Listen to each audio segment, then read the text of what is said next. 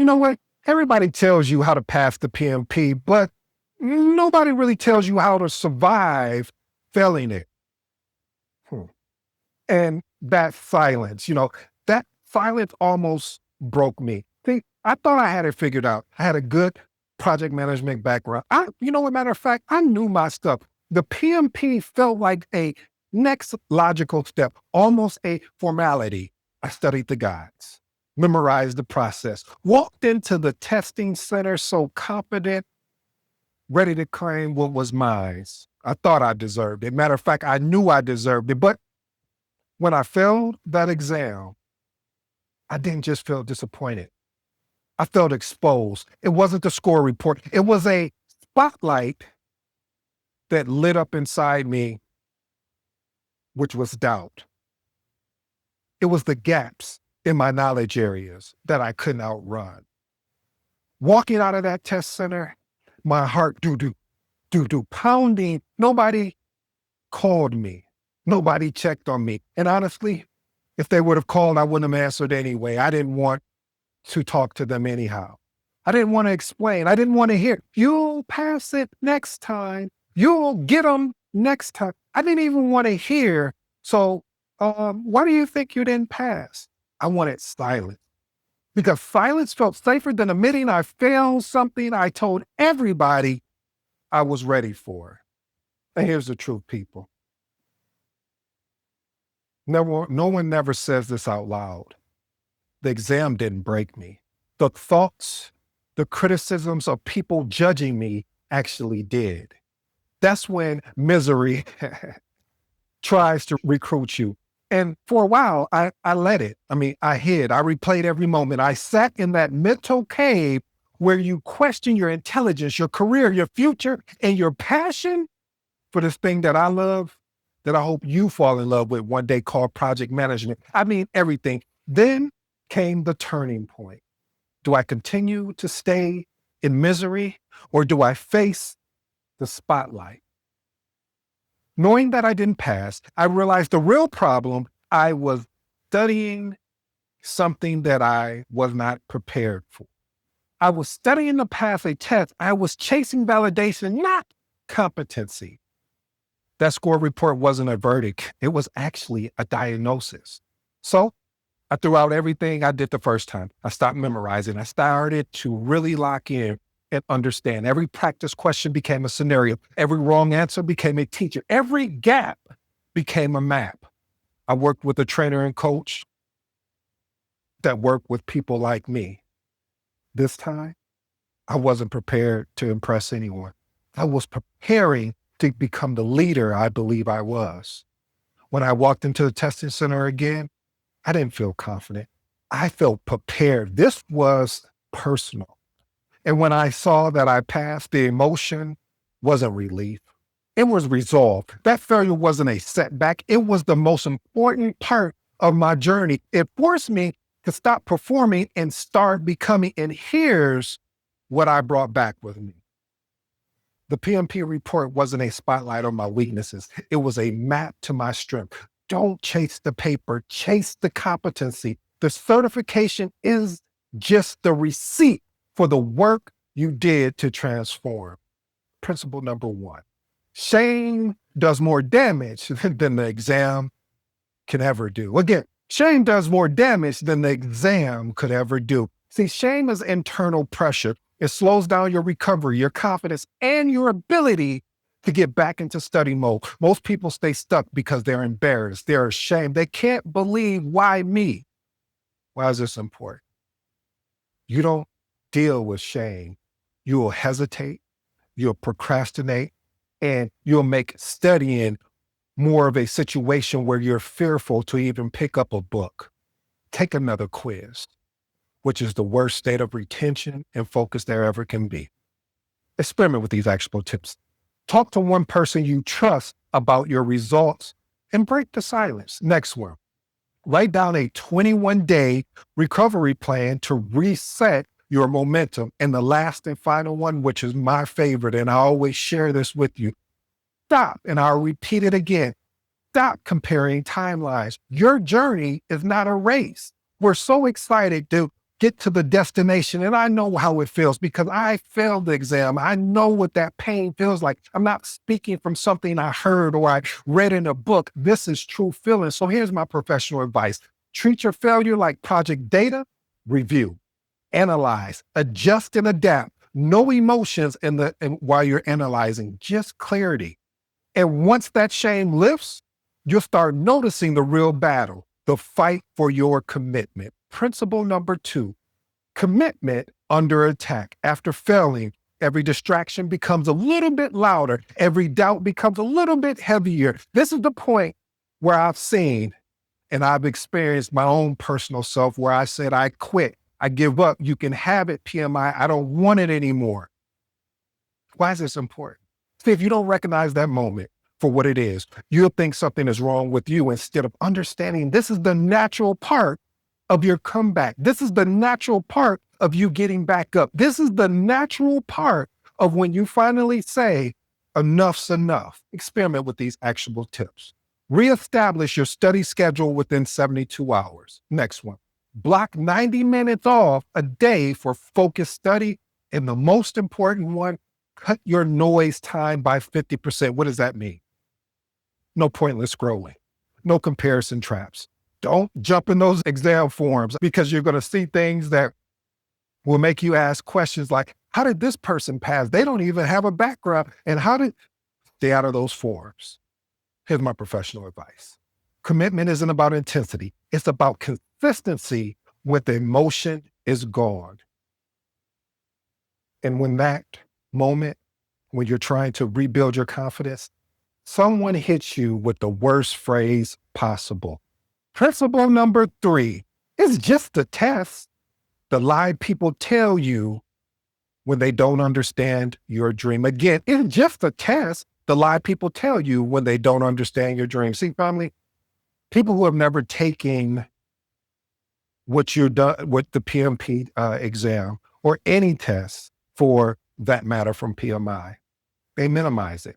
They don't understand the pressure, the career impact, or the personal investment that was involved. Why is this important? If you let someone trivialize your goals, you'll start trivializing them yourself. And your effort will actually drop. Experiment with these actionable tips. Limit your exam conversations to people with context. Next one. Write down your real reason for wanting the PMP. And I promise you, I guarantee you, you need to revisit this on a daily basis to keep your mental state in a way where you want to continue to show up of doing the practice tests, of reading the material and going over the content exam outline. And the last and final one, stop defending your ambition to people who don't share it. I know that's rough, but it's the honest truth, family. Sometimes we get caught up and we're so excited about what we're about to achieve, what we're about to go after, and we want to share it with the world, but the world will push back. So be cognizant of that. Here's my professional advice. Your vision, your expectation, it's not up for negotiation. You need to protect what you said you wanted, what you believed you needed to get at all costs. Now, let's talk about something that most people underestimate. The room you're studying in and the people surrounded you. Principle number 4, your environment determines your confidence. Ooh, I like that, family. See, your space, your habits, and the voices you hear daily shape your mindset more than any content you study. Why is this important? You can't prepare like a professional in an environment built for distraction. Oh, this is getting good, family. See, a lot of times we want to study or we want to play like we're studying, but we have so many distractions. We don't know how to take the time to put that sign on the door and says, do not disturb, come back and see me at a later date and time. Okay, you don't like that? Well, let me remix this. Won't you put something on your voicemail message for people that's calling you, said you reached the right number, but at the wrong time. If it's very important, I'll get back to you after I finish this study session. Experiment with these actionable tips. Create a dedicated study area, keep it clean, keep it quiet, and most of all, keep it consistent. Next one, surround yourself with high energy influences, videos, mentors, groups.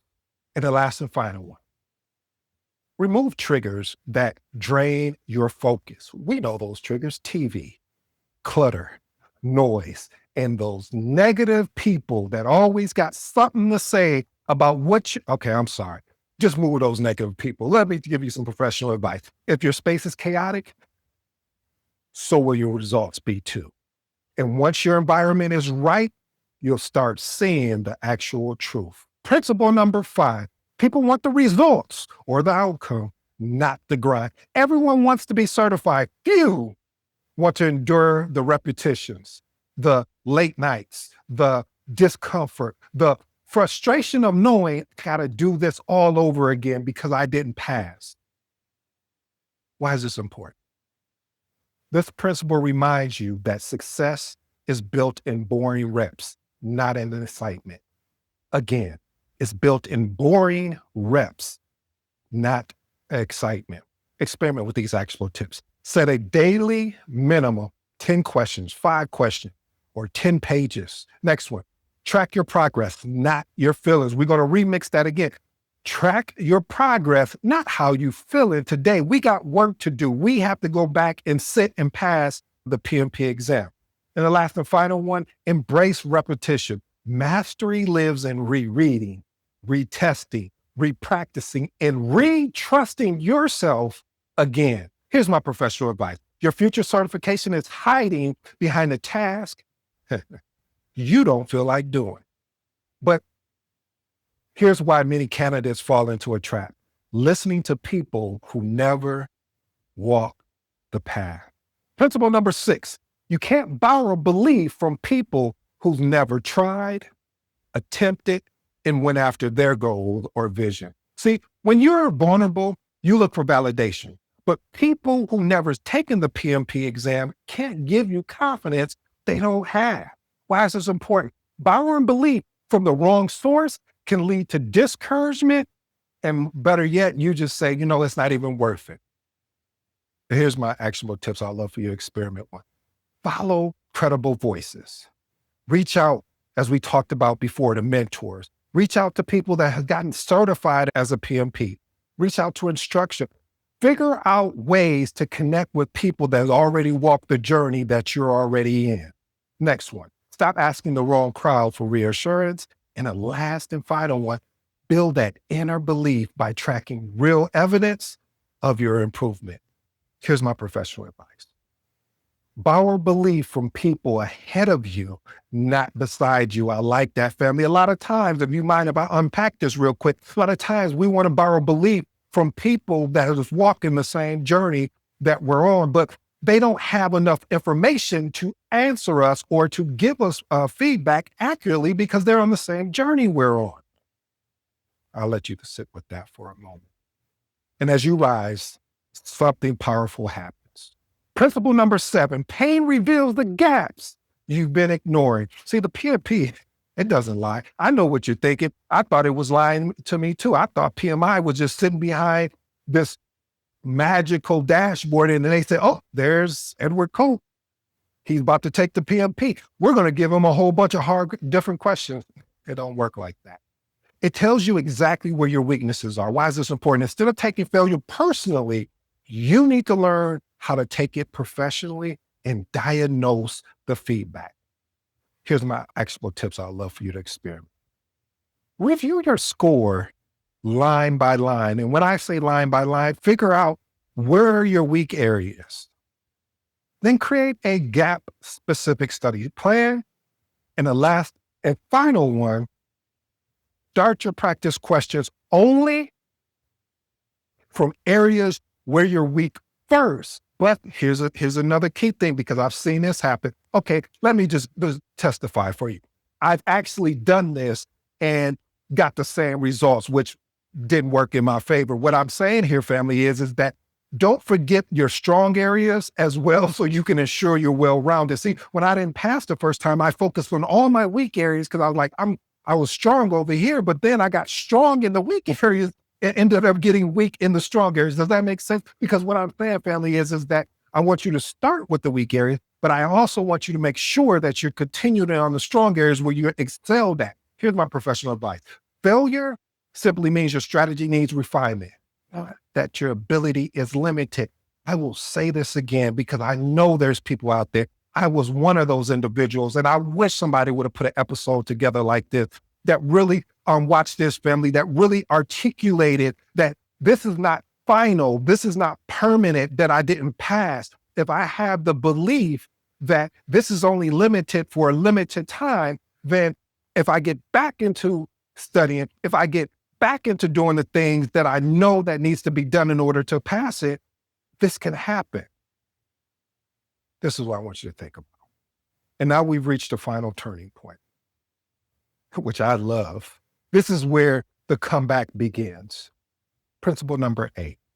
The comeback always requires courage before clarity. I'm going to tell you something that I hope you guys are okay with, family. You won't feel ready. You won't even feel confident. Matter of fact, you won't have all the answers. But you know what you have to do? You still have to move. You know what you have to do? You still have to trust the process. You know what you have to do? If not, get so caught up in the destination, meaning the PMP certification, that you lose track of the journey. Why is this important? Courage sets the engine into motion. Clarity arrives after the work starts. Again, clarity arrives after the work starts. Experiment with these actual tips. Pick your new exam date. Next one. Begin a structured study routine. Don't wait till tomorrow.